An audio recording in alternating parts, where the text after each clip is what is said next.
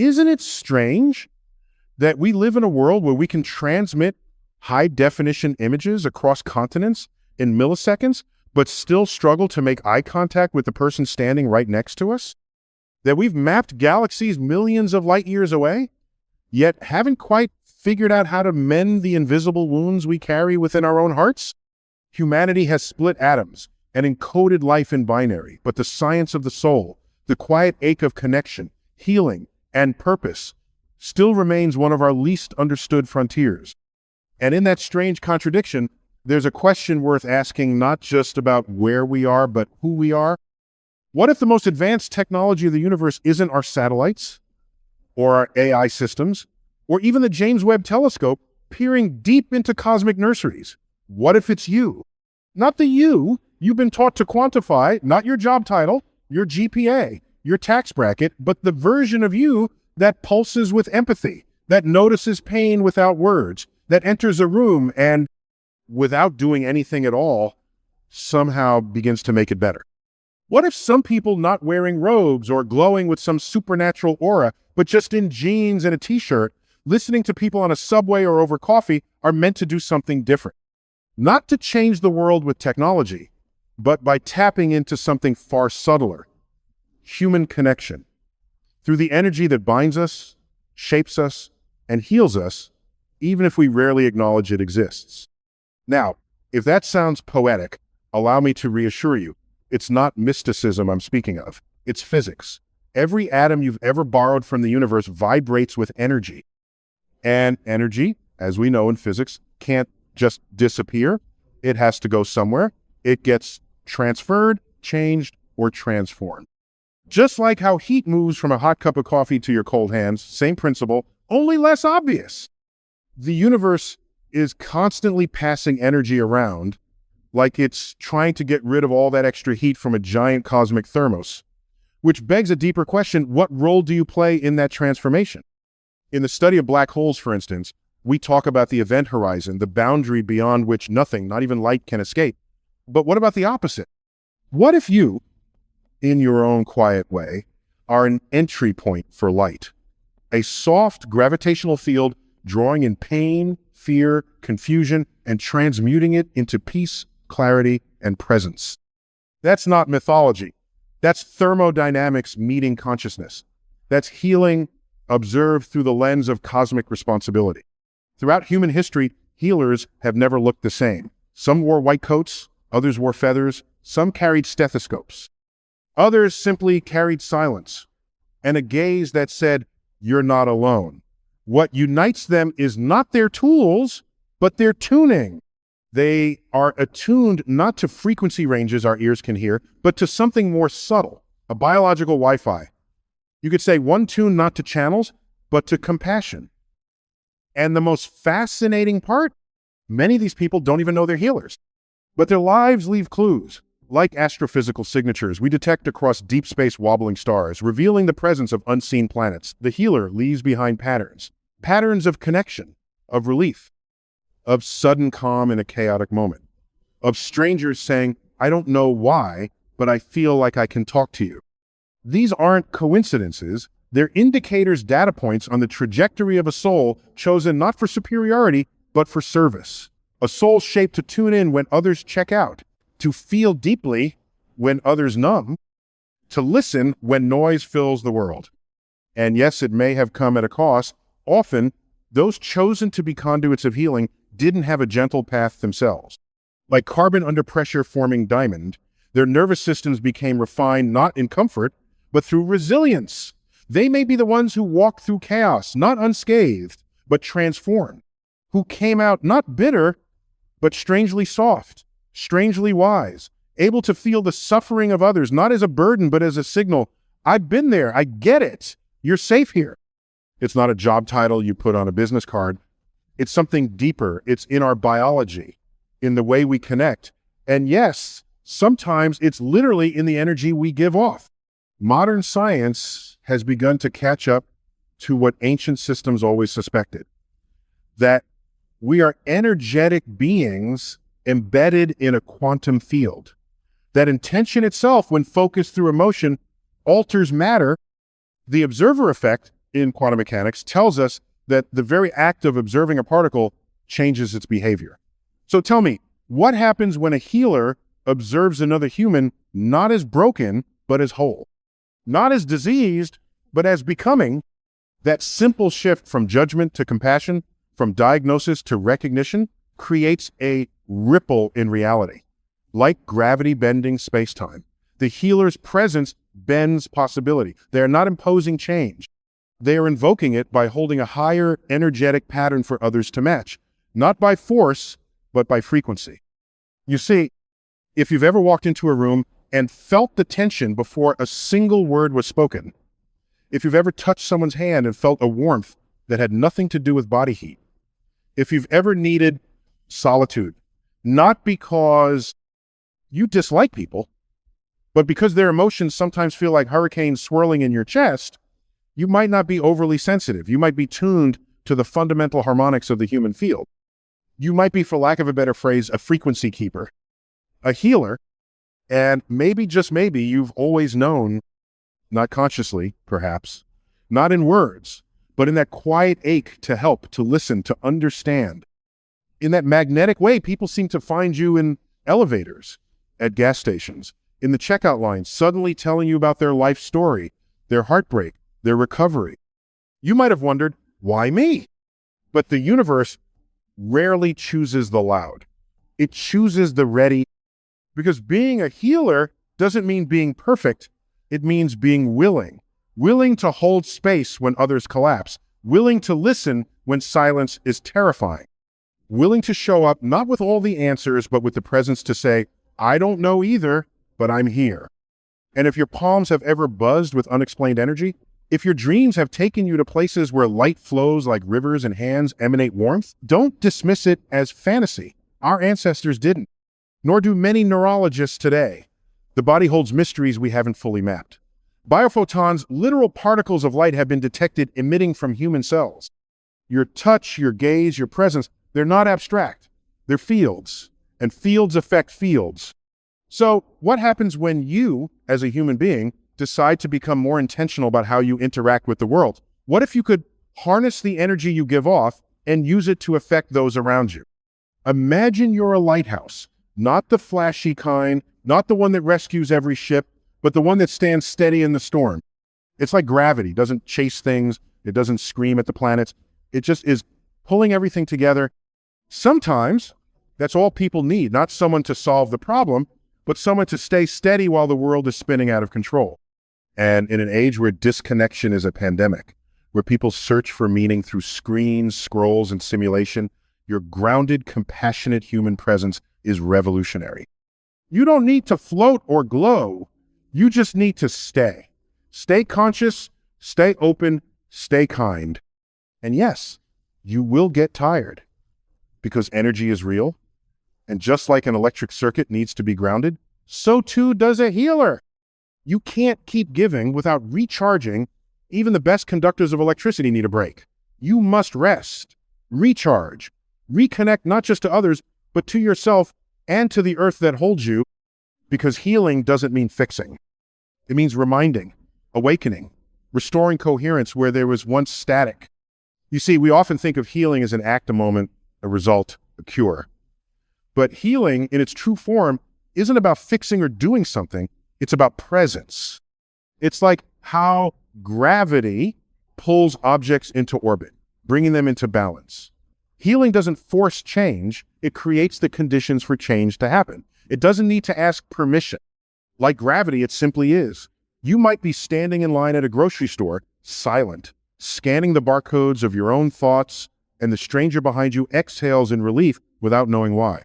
Because even your stillness sends a signal. We call that signal many names: warmth, empathy, peace. But in physics, we might call it coherence, a stable wave pattern, a state in which systems, even chaotic ones, begin to synchronize. That's the secret behind a healer. They don't force change. They create an environment in which change becomes more probable. They are catalysts, not commanders. And in a universe where entropy disorder is the natural direction of things, that act alone is nothing short of miraculous. But let's be clear, this isn't magic. It's not some abstract fantasy. It's just physics in action thermodynamics, the science of energy transfer. And the amazing thing, we see this happening every day, even in the way we interact with each other. This is bioelectromagnetism in action. Your nervous system emits electromagnetic fields, measurable by sensitive instruments. Your heart produces a field that can be detected several feet away. And when you sit beside someone who is afraid, grieving, or hurting, your state of being, your coherence, can literally begin to regulate theirs. What was once scattered becomes still. What was incoherent begins to find rhythm again. That's not poetry, that's resonance. And we see this in astrophysics too. When two celestial bodies orbit one another over time, they begin to lock into what we call orbital resonance. Their gravitational poles interact in such a way that their motions fall into predictable harmony. Jupiter's moons, for instance, follow this precise dance, not because they decided to, but because physics demands balance. The same is true of humans. When you maintain your internal equilibrium, not as a mask, but as a practice, the chaotic orbits around you begin to settle. You become a moon, yes, but also a sun. And let's talk about energy for a moment, not in the vague sense, but in the real measurable way. Energy, in all forms, must go somewhere. It cannot vanish. It can only change shape. The emotional energy someone carries, grief, fear, joy, love, isn't theoretical. It's chemical. It's electrical. It moves through synapses, floods, cells, alters gene expression. When a healer enters a room, they're not absorbing energy like a sponge. Instead, they're transforming it. It's like how a star takes in hydrogen and turns it into light. It's energy conversion, not just collection. Because if you don't understand your own charge, your limits, your grounding, then yes, you will short circuit. But if you do understand your charge, you become not just a healer, but an alchemist of the emotional realm. Not turning lead into gold, but transforming pain into peace, chaos into clarity moment by moment. It's also worth pointing out that many healers resist that identity, and understandably so. In a world dominated by credentials, titles, and external metrics of value, it's easy to dismiss the invisible. What do I have to show for it, you might ask? I don't have a degree in healing. I just feel things. But the cosmos doesn't require your resume. It only requires your readiness. The Earth didn't check your credentials before pulling you into being. It simply responded to an ancient equation. When life needs restoration, it will produce those who carry restoration within them. So if you found yourself deeply impacted by others' pain, not in a codependent way, but in a cellular way, it may not be because you're fragile. It may be because you were built to register that frequency. Like the Hubble Space Telescope, floating above the atmosphere to see what the naked eye cannot. You are tuned to what lies just outside of the norm. And like Hubble, your calibration took time, pain, and adjustment. But now you see, and with that sight comes responsibility. Some call it a burden. I call it an honor. Because the universe doesn't assign random roles. It evolves systems that can correct imbalance. And in this chapter of human civilization, where anxiety is endemic and connection feels more virtual than real, your role is not a cliche. It's a necessary function of evolution. Yes, I said evolution. Not the Darwinian kind that rewards physical adaptation, but the conscious evolution of emotional intelligence. The healer is not the strongest or the fastest. They are the most present, the most attuned, the most aware. They don't dominate the environment, they harmonize with it. And in doing so, they make it more livable for everyone else. So, what are the signs that you've been chosen, not in a religious sense, but in a biological and cosmic one? You've likely felt different since you were young, sensitive to noise, overwhelmed in crowds, moved to tears by things others shrug off. You may have experienced strange sensations in your hands, tingling, heat, not as a symptom of disease, but as an overflow of current. When others are in pain, they seem to find you, whether you invite it or not. You leave conversations feeling like you've been through a storm because you've had dreams of healing, light, energy. You've walked into places and instantly known something was wrong without anyone saying a word. You crave solitude not out of antisocial tendencies, but because you need silence to reset your field. And perhaps most telling, people often tell you they feel better around you, lighter, calmer, more themselves. These aren't personality quirks, they are signatures. Gravitational imprints of a role you were built to play long before you understood it. A role humanity didn't just want, but needed. And it's okay if that realization feels heavy. It's okay if you're still figuring it out. The galaxy took billions of years to form stars. You are allowed time to calibrate your light. But make no mistake, your presence matters. In a world that craves spectacle, your quiet presence is a game changer. In a civilization that's constantly distracted, your ability to stay present, to listen without the need to talk, is a powerful force. You don't need to broadcast your impact. The universe is already keeping score. Every life you soften, every moment you ease, every tear you witness without judgment, it ripples through brains, through bodies, through generations. Like gravitational waves echoing through space-time after a supernova. Your compassion leaves a mark that no instrument has yet fully mapped, but that doesn't make it less real. If you could observe the energetic trail you leave behind as you move through space, much like a comet's tail stretching across a solar orbit, you'd see that your influence isn't limited to what you say or do or even consciously intend. It's in your presence, your field, your gravitational signature in the emotional cosmos of others. And just as a planet never asks for permission to have gravity, you don't need to try to be a healer. You just are. It's baked into your biology, not in the DNA sequence of eye color or height, but in your neurochemistry, your mirror neurons, your vagus nerve's capacity for co-regulation. The human body, after all, evolved in tribes, in proximity, in emotional resonance with others. And those who were most attuned to the suffering of the group, those who could detect the energetic disturbance before it became crisis, were vital, not just morally, but evolutionarily. Your sensitivity is not a weakness, it is adaptive intelligence. And yet, the modern world often punishes that sensitivity. It mislabels it. It calls it too emotional, too fragile, too much. But what if that too much is precisely the surplus required to restore what's been lost in this age of division and disconnection? What if your empathy isn't a bug in the system, but the update the system desperately needs? Imagine again the universe.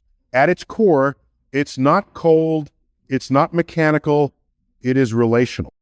Every particle, every planet, every photon, all of them exist in dynamic tension with something else. Even the vacuum of space is not empty. It teems with quantum fluctuations, potential energy, fields we have only just begun to name. Nothing exists in isolation, and neither do you. So when someone says, why are you so affected by other people? The better question is, how can I not be? In a universe that thrives on interaction and energy exchange, your ability to feel deeply isn't a flaw. It's how the system works. It's like the universe saying, hey, you're not broken. You're just tuned into the frequency of everything around you. In fact, it's what allows us to understand each other and respond to the needs of the world around us. And the fact that it sometimes overwhelms you, that's not failure. That's simply a reminder to calibrate. Calibration. That's a word we use in science all the time. Before a telescope can yield accurate data, we must calibrate its sensors. Before a spectrometer can read the light from a distant star, we must account for interference. In the same way, you, the human healer, must constantly adjust. You must ground, recenter, not because you're broken, but because your instrument is exquisitely tuned. And when you are calibrated, when your nervous system is regulated, your energy balanced, your mind aligned, something extraordinary happens. You become a kind of cosmic translator. You begin to take the raw data of human suffering, the noise, the confusion, the fear, and translate it into understanding, into peace, into coherence. That, my friend, is healing. And it doesn't require a ceremony. It doesn't demand incense or chants or crystals, though those may be meaningful to some. What it requires is presence, attention, alignment, a quiet decision to be there, fully, without the armor of pretense or performance. And if you think that sounds simple, let me remind you, so is gravity, so is light. Simplicity doesn't mean insignificance, it means elegance. You might be wondering, but why me? Why would the universe select me for this role? And here, We must venture not into superstition, but into pattern recognition, a fundamental principle of science. The universe does not make arbitrary decisions. It creates systems, and systems evolve roles. You have been shaped, not randomly, but precisely by your experiences, your traumas, your recoveries, your longings. Like a river carving a canyon, your path has formed you into someone who can hold space, not despite what you've endured, but because of it. You weren't given the role of healer because you were unscathed. You were given it because you survived, and in surviving, you retained your softness. That's the real miracle. Black holes, we've discovered, can sometimes give birth to quasars, dazzling beacons of light visible across the fabric of space-time. Perhaps in a metaphorical sense, you are one such quasar, a soul who has known darkness deeply enough to now radiate a light others can navigate by. You don't need to understand all of this in technical terms. Just know this: when someone breaks down in your arms without knowing why, when someone tells you, "You saved me," even though all you did was listen, that's data. That's evidence. And as any good scientist will tell you, we follow the evidence. So follow it. Follow the clues that have shown up since childhood. The way animals seem to trust you. The way strangers confess things. The way you instinctively place your hand on someone's back at just the right time. The way your body seems to buzz with a quiet voltage when someone nearby is in distress. These aren't coincidences. They're confirmation. And yes, I know the burden it can feel like. There are days you wonder if it's all in your head. If maybe you're just sensitive, tired, or imagining things. That's okay. Healers are allowed to doubt. That, too, is part of the calibration, but doubt doesn't erase purpose. If anything, it refines it. Because healing isn't about having all the answers. It's about showing up, about being there when needed. It's like being a lighthouse in a stormy sea, not because you know the future, but because you understand the importance of being a steady point in the chaos. And in this age, where meaning is often replaced with media and depth with distraction, your lighthood matters more than ever. You weren't chosen to be perfect. You were chosen to be available, to hold a frequency of remembrance, to live in such a way that others, upon encountering you, begin to remember who they are. Not because you told them, but because you simply reflected it. You see, there's something profoundly humbling about recognizing that your impact can't always be measured in numbers or charts. That your greatest contribution to the cosmos may not be a discovery or a monument or even a legacy as history defines it, but rather 1,000 small, almost invisible shifts you caused in others. The way a photon alters an atom's state without ever being seen. The way gravity sculpts galaxies silently over billions of years. That is the subtlety of the healer's work. It is not loud. It does not demand headlines. It does not force itself into the spotlight. It is quiet, patient, relentless, like the expansion of the universe itself always happening, whether anyone is watching or not. And yet, the effects are unmistakable. You know them. You've seen them in the way someone's shoulders drop when you enter the room. In the sigh of relief that escapes them before they even realize they've been holding their breath. You've seen it in their eyes when they realize that, for once, they don't have to explain everything, that they are somehow already understood. Now, let's take this further. In physics, we talk about field theory, a way to understand how forces operate not through direct contact, but across space, gravity, magnetism, electromagnetism. All of them act through fields. There is no wire, no rope, no visible bridge, just an invisible influence that shapes the motion of things. In this way, a healer is a walking field, a human field, one whose presence adjusts the trajectory of people around them, not because of charisma, but because of coherence. You are the calibration point in a sea of distortion. You are the stable axis around which someone else's chaotic system might briefly find order. You don't do this with intention necessarily. You do it by maintaining your alignment with your own center, that quiet, unshakable axis that says, I've been through the storm and I still remember the stars. And that memory, that capacity to remember wholeness is what others feel when they're near you. They may not be able to name it, but they know it. Like light from a distant quasar, it reaches them and alters them. This, by the way, is not sentimentalism. It's simply applying the logic of the cosmos to the emotional architecture of our species. Every system from stars to cells seeks equilibrium. That's a fact. Entropy may increase, but systems still self-organize when given the right conditions. And you, healer, are one of those conditions. You are a catalyst for change, not by forcing things, but by existing in a way that creates balance and stability. Like how the laws of physics work, not by imposing order, but by creating the right conditions for it to emerge. And yet, and this must be said, healing is not always comfortable, neither for the healer nor for the one being healed. Sometimes healing means the truth coming to the surface. And the truth, like radiation, can burn before it heals. It can shatter illusions, break defenses, trigger grief long buried under decades of repression. So if you, as a healer, have ever wondered why people sometimes lash out, pull away, or ghost you after moments of deep connection, understand this. It's not always because you did something wrong. Sometimes it's because your presence made them feel something they weren't ready to process. Your frequency stirred the sediment of their suppressed emotion. And like disturbed cosmic dust-forming stars, that process is messy but necessary. You see, stars are not born in silence.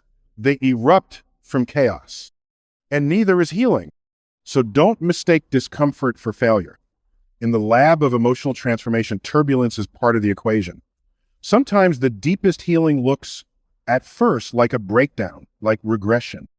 But what's actually happening is reconfiguration, deconstruction of an old neural architecture to make space for a new one.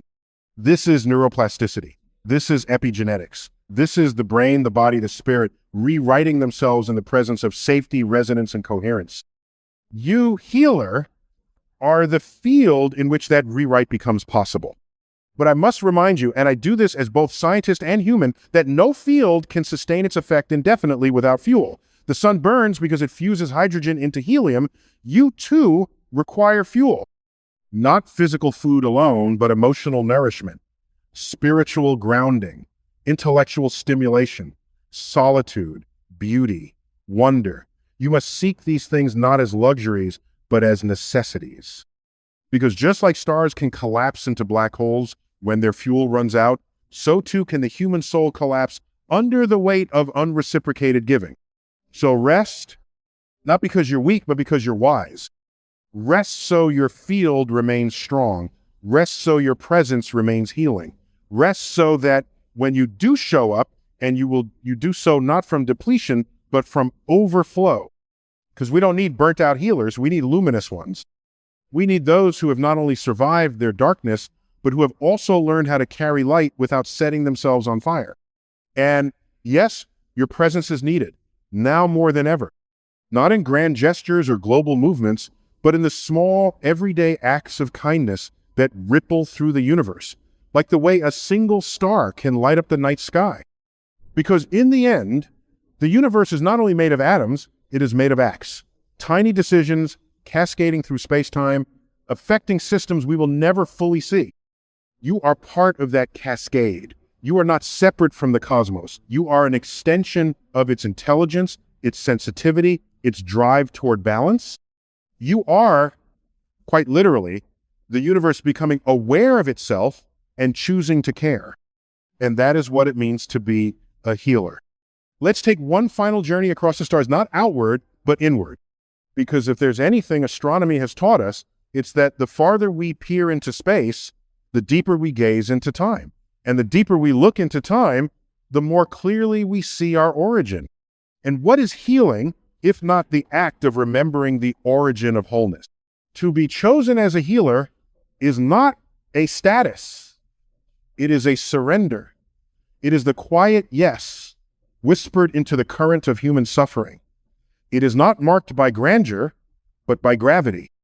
The kind of gravity that doesn't pull attention but alignment.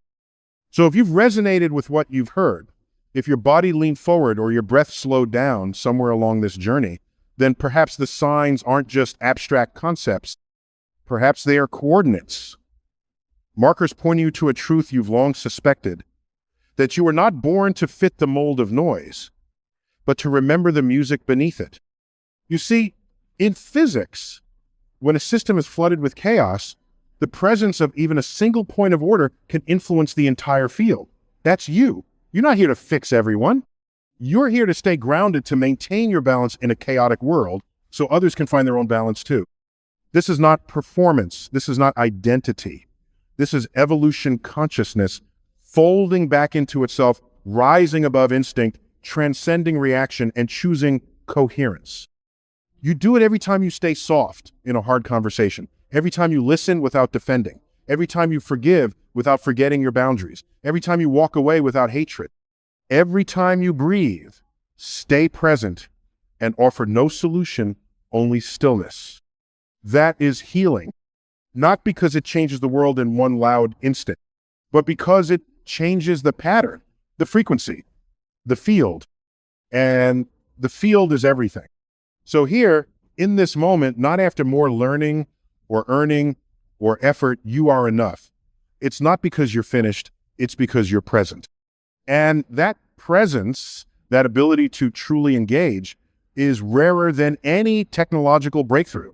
It's one of the most powerful forces in the universe because it's the presence that reminds us we are not separate from each other. Not in biology, not in physics, and certainly not in spirit. You're part of a vast network of life, like a link in the chain of existence. A frequency keeper might sound a little mystical, but really it's just about staying in tune with the energy around you, kind of like how your Wi-Fi stays in sync with your devices, and using that to keep the balance in check. You didn't choose this role to be special. You simply chose not to forget, and in remembering, you became the light that reminds others of their own. So shine, quietly, steadily, unapologetically, not for recognition, but because it is what the universe does through you. That's not a belief. That's astrophysics. That's humanity. That's you.